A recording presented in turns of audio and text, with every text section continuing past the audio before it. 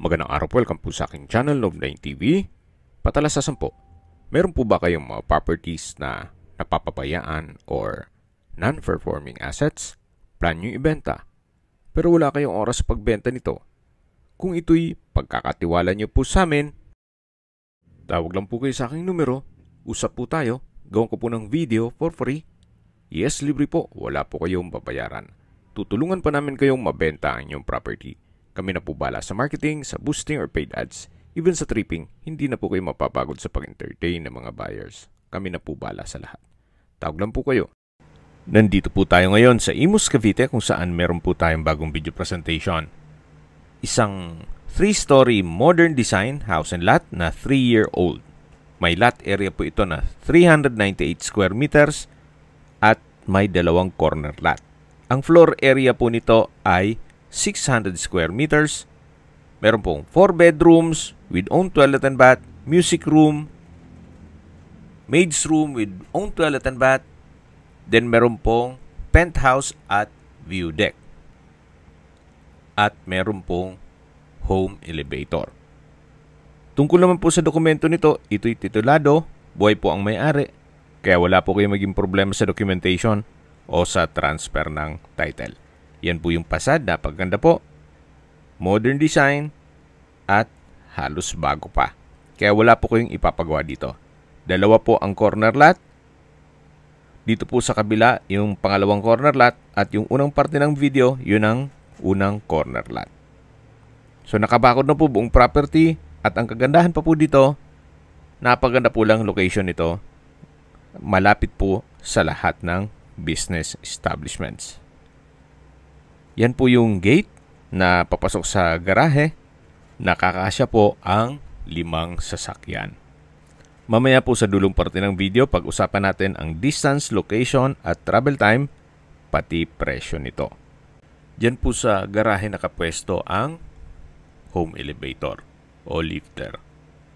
Kaya kung sakali man po ang kasama natin sa bahay ay PWD or senior citizen, gustong pumanik sa view deck o penthouse, hindi na po mahihirapan gawa ng meron pong lifter o home elevator. Nandito na po tayo sa loob. Yan po yung main door. At ito pong wall ay naka-natural stone design. Then meron pong mga glass walls and windows. Ito naman po yung papunta sa garahe, na kung saan kakasya po ang 5 sasakyan. Mamaya po iikutan natin yan. Silipin lang muna natin. So, yan po yung lifter. Itong may glass walls. Covered na rin po ang garahe o carport. Then, itong glass walls and windows ay customized. Napaka-artistic po niya. Then, meron pong ilang mga ornamental plants at may concrete pathway. Yan po yung pedestrian gate o secondary gate na kung saan dyan tayo pumasok. At bago po tayo pumasok dito sa main door, check po natin dito sa corner side. Ito po yung unang corner side nitong property na pag diniretso natin to ay yung covered lanay. So yan po yung kabilang side ng bahay. Pulidong-pulido po pagkapalitada. Quality po ang pagkagawa, hindi po tinipid. Yan po ang kagalahan pag owner's build. So ito po yung dream house nila. May pagbabago lang sa kailang mga plano, kaya ibebenta na lang po nila ito. So ito po yung double wooden door na meron pong glass panels. Then brickstone design itong wall. Samahan niyo po ako. Pasok po tayo. At welcome po dito sa bahay ni Madam at Sir. Na kung saan napakaganda po, napakaaliwalas. Ito po yung receiving area. Double high ceiling at meron pong glass wall and window na nag-serves as natural sunlight. may chandelier, wooden design ceiling panel, then meron pong mga pin lamps dito sa ceiling, at premium tiles po ang ginamit dito sa flooring. Tungkol po sa furnishings, wala po silang napanggit. Pero kung sakali man na may maibigan po kayo, siguro pwede nating i-negotiate yan. So ito naman po yung dining area na may dining set, then may chandelier, at ito po yung sliding glass door o door glass na papunta naman dito sa covered lanai. Na meron pong coffee table, meron pong natural stone tiled wall, at yun po yung corner side na kung saan galing na po tayo dyan kanina. Then dito naman po ay yung setback papunta sa service area at paikot dun sa garahe. Ito po ulit yung dining area na may 6-seater dining set. Yan po yung receiving area. Then dun po yung living area. Ito naman po yung breakfast nook na may high chair. At sa dulo ay may wooden shelf. Then meron din pong sliding glass window. At ito naman po yung formal kitchen na may island. Then meron din pong tatlong high chair. May kitchen countertop, kitchen drawer and storage ng kitchen utensils. Meron din pong mga modular kitchen cabinet na naka soft close hinges. At meron pong malaking kitchen window, then nano block sink with faucet. At dito naman po yung dirty kitchen. May breakfast table, kitchen countertop, wall-mounted kitchen cabinet, kitchen drawer, at storage ng kitchen utensils. Nano block din po ang sink and faucet. Yan po yung pantry. Then dito po ay may access door na naka-solid wood door at aluminum screen door na papunta naman yan sa garahe, at ito yung service area na may natural bamboo o dried bamboo na disenyo dito sa wall. At sa dulo ay meron pong metal shelves. So balik na po tayo dito sa loob. Ito po ulit yung dirty kitchen. Then yan yung pantry. Ito po yung gas range, then kitchen countertop. At dito naman po yung formal kitchen. Marami pong pwedeng ilagay na mga kitchen utensils. Gawa ng napakhaba po ng kitchen cabinet. Ito po ulit yung living area na may ceiling fan. Then sa dulo po matatanaw natin yung main door. At dito naman po yung hagdan na naka solid wood staircase, handrail at glass railing. Meron pong understairs na powder room. At dito naman po yung unang kwarto. Kung sakali man po na meron pong PWD or senior citizen sa pamilya, etong kwarto na to ang para sa kanila. Ang kabilang side po niyan ay yung garahe. Yan po yung sliding window glass na may blinds. Then meron din pong window type aircon. Ito po yung toilet and bath. May vanity mirror, hand wash basin, water closet with bidet. Then meron pong hot shower set, may overhead shower, at from floor to ceiling po itong tiled bathroom wall. Meron din pong wall-mounted na stainless towel holder at bathroom window. So ito po yung first bedroom na may sariling toilet and bath. Then may ceiling fan, naka-tile flooring. I don't know kung isasama yan or iwan tong gym equipment. Meron na rin pong bed frame and mattress. At dito naman po yung powder room. Naka-solid wood door, may bathroom countertop, hand wash basin, vanity mirror, tiled bathroom wall, water closet with bidet, at may bathroom window. Paglabas nyo po, yan yung unang kwarto, then may wooden shelf, then katabi lang po yung hagdan. Ito po yung living area, sa dulo yung receiving area, ito po yung formal kitchen, then yung breakfast nook, dining area, at yun po yung main door. Ito naman po yung customized glass wall and window, at meron pong maliit na storage room dito. So, check po natin yan upon tripping, at may mga gamit sila dyan ngayon. So ito po yung staircase na naka-solid wooden planks, then glass railing at wooden handrail. May chandelier din po. Then may painting. At samahan nyo po ako. Akyat po tayo. At nandito na po tayo sa second floor. Ito po yung family area. Meron pong chandelier. Wooden design itong tile flooring. At dito naman po yung sliding glass window papunta sa balkonahe. Mamaya po ikutan natin yan. Dito naman po yung open below na naka-glass railing. Then, yan yung chandelier. Ito po yung glass walls and window. Nag-serves as natural sunlight. Mula po dito, matatanaw natin yung receiving area. At dito naman po yung wooden design na ceiling panels. Ito po yung first bedroom. Naka-solid wood door.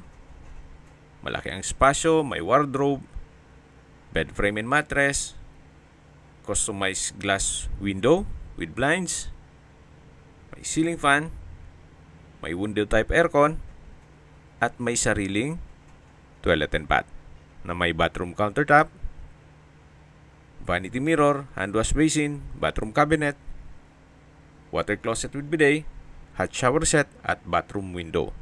Naka-tiled bathroom wall din po yan. So ito po yung pangalawang kwarto ng buong bahay. At yan po ulit yung family area. Dito naman po yung third bedroom. Naka-solid wood door. Halos kasinlaki lang po nung kabilang kwarto. Malaki din po siya. Then meron pong sliding window glass with blinds, window type aircon, bed frame and mattress. Then may sariling toilet and bath na may bathroom countertop, hand wash basin, water closet with bidet, hot shower set, overhead shower, wall mounted towel rack, at tiled bathroom wall. Ito po yung third bedroom. Labas po tayo. Ito po ulit yung family area. Yan po yung linen room. Pan-tripping po, check natin yan. Na naka-solid wood door. At katabi lang po nito yung hagdan o staircase. At ito naman po yung hallway na papunta sa master bedroom. Ito pong master bedroom ay halos triple ang laki ng mga kwarto. Napakalaki po ng espasyo.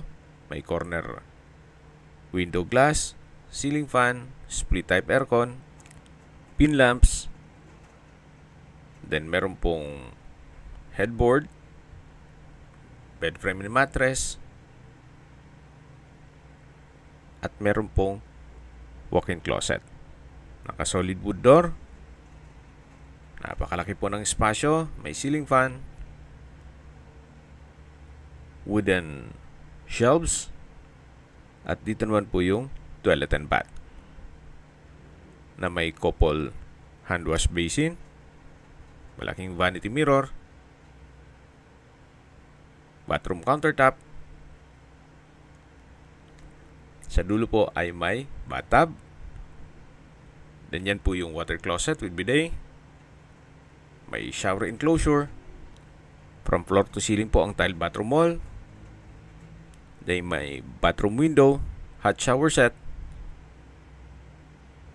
At dito naman po yung overhead shower. Napakaganda po. Pati po yung kombinasyon ng kulay nitong mga tile bathroom wall. At ito pong shower enclosure ay stainless itong frame niya. So yan po ulit yung walk-in closet. Napakalaki po ng espasyo. At dito naman po tayo ulit sa master bedroom. Meron pong access door dito na papunta naman sa balkonahe. Naka-solid wood door. Then meron pong rattan set. Naka-glass railing. Then may tubular design. At yan po yung stairs o spiral stair papunta sa penthouse. Yan po yung dulong parte ng balkonahe na may access naman papunta dun sa family room. So akyat po tayo. Samahan niyo po ako. At nandito na po tayo sa roof deck o penthouse. Pwedeng music room. Depende po sa inyo kung ano maging use nyo dito. Naka-glass walls and window. May countertop, split type aircon. Then pwede pong mag video okay o karaoke. Kaya maganda rin gawing music room. At sa dulo po yung stainless sink with faucet. At meron din po itong sariling toilet and bath. Na kung saan maayos naman po ang toilet fixtures. So dito naman po sa kabilang side ay meron pong isang kwarto na ginawa nilang maid's room. Nakatabi lang yung banyo. So yan po ulit yung music room o penthouse. At ito naman po yung home elevator o lifter. Pagbaba po niyan ay doon na mismo sa may garahe. Napakalawak po nitong view deck. At mula po dito, matatanaw niyo naman ang inyong mga magiging kapitbahay na kung saan dito po sa subdivision na to mukhang palakihan po sila ng bahay. Yan po yung inyong mga magiging kapitbahay. Maaliwalas naman po ang area at higit sa lahat, malapit po sa lahat. At pag-usapan na po natin ang distance, location at travel time. Kung familiar po kayo sa Tirona Highway, napakalapit lang po nito. 650 meters at ang travel time is 3 minutes. Mula naman po sa Binakayan Public Market na kung saan meron din pong mga groceries, convenience store, remittance center, supermarket, school, church, fast food, restaurant, at iba pang business establishments. 650 meters lang po ang layo. Ganun po kalapit ito sa mga business establishments. Kaya accessible po sa lahat. At mula naman po sa Binakayan Hospital and Medical Center, ang distance is 1.1 kilometers at ang travel time is 5 minutes. Yan po yung lagi kong binabanggit sa inyo na dapat nyo i-consider sa paghanap ng property, yung meron pong malapit na hospital. Hindi ko naman po sinasabing sakitin kayo. Yan naman po for emergency purpose lang naman. At mula naman po sa Kawit Toll Plaza, sa Cavitex, ang distance is 2.4 kilometers at ang travel time is 9 minutes. Mula naman po sa Parañaque Integrated Terminal o PTEX, ang distance is 13.7 kilometers at ang travel time is 22 minutes. Mula naman po sa airport, ang distance is 17.8 kilometers at ang travel time is 28 minutes. Opo, Napakalapit na po nito sa Manila. Kaya kung hanap nyo yung isang malaking bahay na wala na kayong ipapagawa, ito na po yung hinahanap nyo. Then, dito naman po ay may secondary gate. At ito naman yung service area. Na diretso po yan hanggang sa garahe. May mga storage cabinet. Ito po yung dinaanan natin kanina na metal shelves. Yung laundry area. Then yung mga dried bamboo. Then may steel gate. At dito na po tayo sa garahe. Nakakasya po ang 5 sasakyan. Then silipin po natin yung lifter o elevator. Yan po yung tinutukoy ko na lifter at working po yan. Okay, sa presyo na po tayo.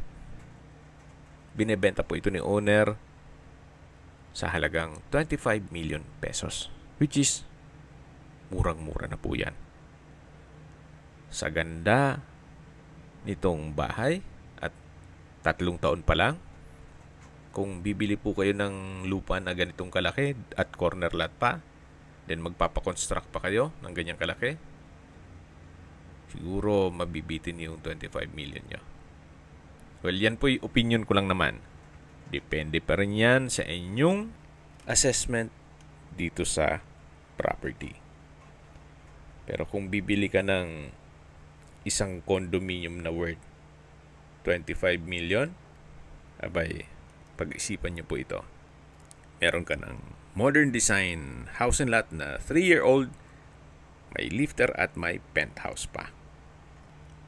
At wala pang isang oras, nasa airport o di kaya'y MOA o Baclaran ka na. Ganun po gaganda ang lokasyon nitong property. Kung may mga katanungan po kayo, tawag lang po kayo sa aking numero. At sa mga kababayan naman natin nasa ibang bansa, meron po akong WhatsApp, Viber at Telegram. Same number lang po, 0917-316-3399. Sa mga nagtatanong naman po ng aming Facebook, meron po aming Facebook page na Nov9TV at Facebook Real Video. Meron din pong TikTok at Instagram. May ibang YouTube channel po kami, the Nov9TV channel, Nov9TV Listings, Nov9TV On The Spot, Nov9TV Updates, at Nov9TV House Rental. Sana po naibigyan nyo ang video presentation. Paki-like and subscribe na lang po sa aking channel para ma-update din po kayo sa aking future listings. Kung sakali po hanap nyo yung mas malaking sukat ng lupa, meron din po kami ibang listings na pwede nyong pagpilian. Huwag po kayong mag-atubiling tumawag sa amin. Then, let us know your budget para malaman namin kung anong property pwede naming ilog sa inyo. Sa lahat pong viewers, subscriber at nagtiwala po sa amin, salamat po sa suporta. Ingat po kayo lagi at yung pamilya. Maraming salamat po.